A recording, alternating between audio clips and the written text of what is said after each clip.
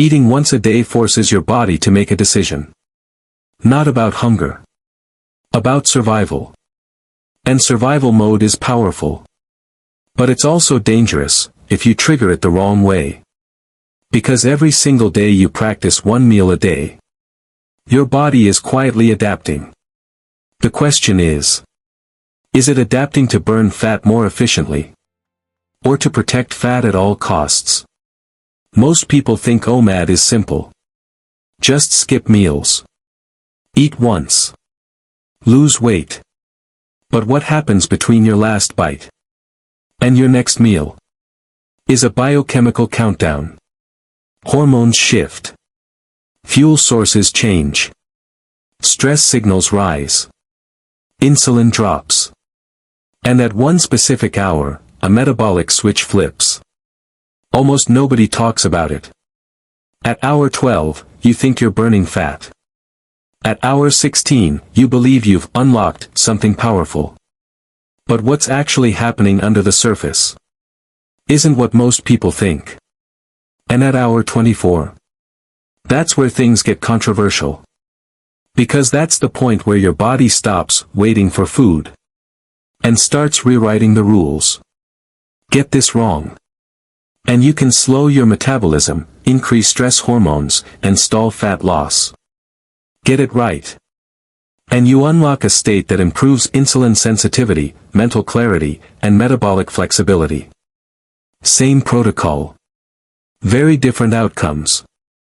So if you care about stubborn fat, about protecting your metabolism, about doing this intelligently instead of blindly, stay with me.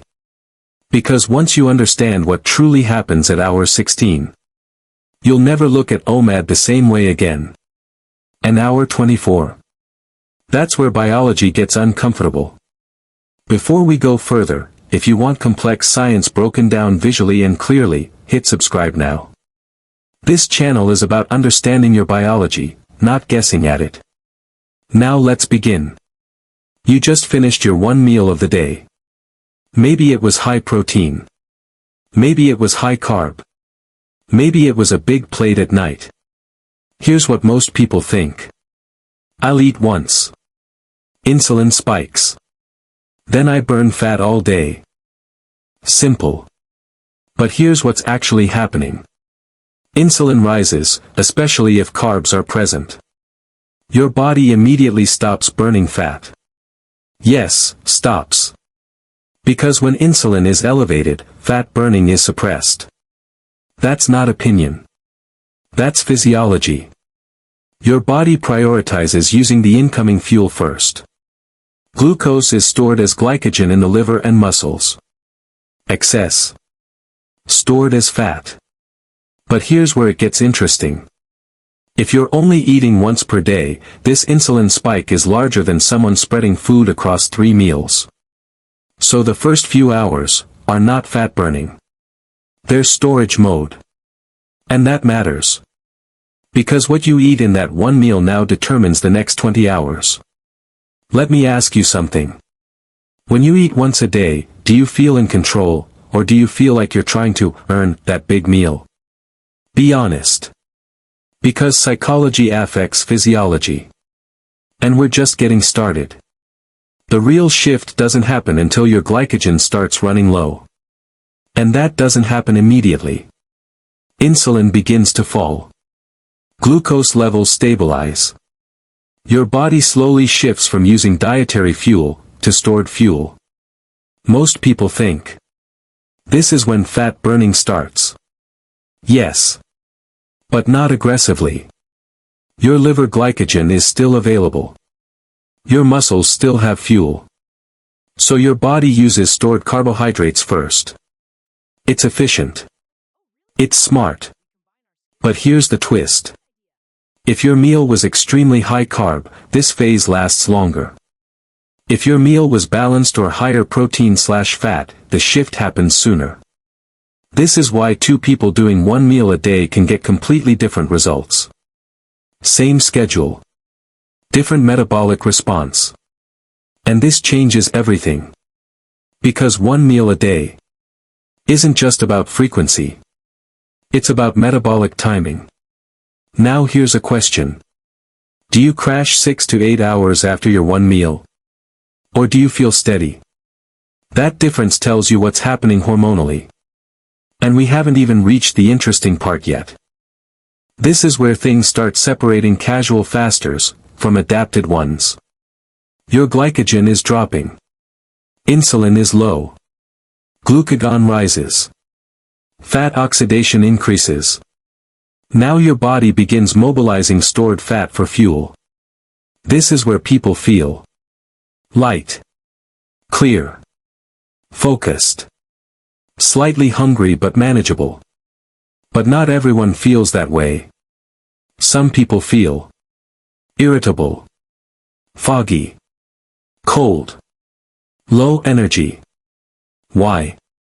Because metabolic flexibility determines this experience. If your body is used to frequent eating and constant glucose supply, this phase feels stressful. If your body is adapted to fasting, this phase feels smooth. This is why some people swear by one meal a day. And others quit. But here's something most don't realize. Cortisol starts playing a bigger role here. And cortisol is not bad. It helps mobilize energy. But chronically elevated cortisol? Different story.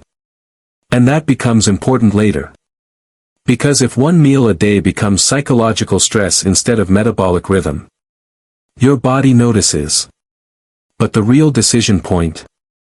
It hasn't happened yet. Now we're entering the stage most OMAD advocates talk about. Insulin is low. Glycogen is nearly depleted. Fat burning increases.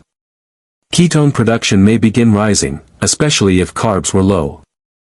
You might feel stable energy, reduced hunger waves, mental sharpness. But here's the truth. Hunger comes in waves. It doesn't increase linearly. It spikes. Then fades. And when people say, "I can't fast," it's usually because they never rode out the wave. Now here's the big question. Is your body thriving here, or adapting defensively? Because the next phase reveals that answer. This is where the narrative online gets dramatic. At 16 hours you enter deep fat burn. Sometimes true. But incomplete.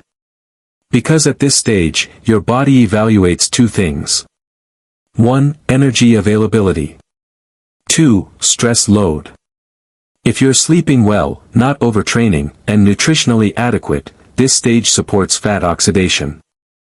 If you're under-recovered, stressed, under-eating protein, or chronically dieting, your body may begin tightening energy expenditure. Subtle. But measurable.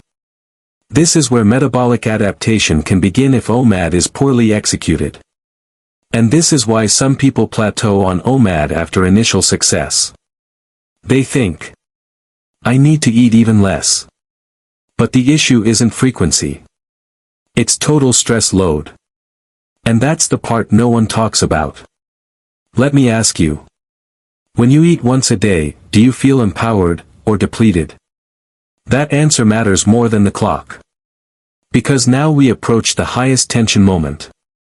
Hour 18 to 24. Where things either stabilize, or your body shifts into a stronger conservation response. And most people completely misunderstand what happens next. So now you understand something most people don't. One meal a day isn't just about eating less. It's about what your body believes is happening between meals. Is it sensing rhythm? Or scarcity? Is it adapting? Or defending? Because eating once a day can either sharpen your metabolism, or slowly convince it to conserve. And the difference isn't willpower. It's strategy. So here's the real question. Are you using one meal a day as a tool? Or is your body quietly using it against you?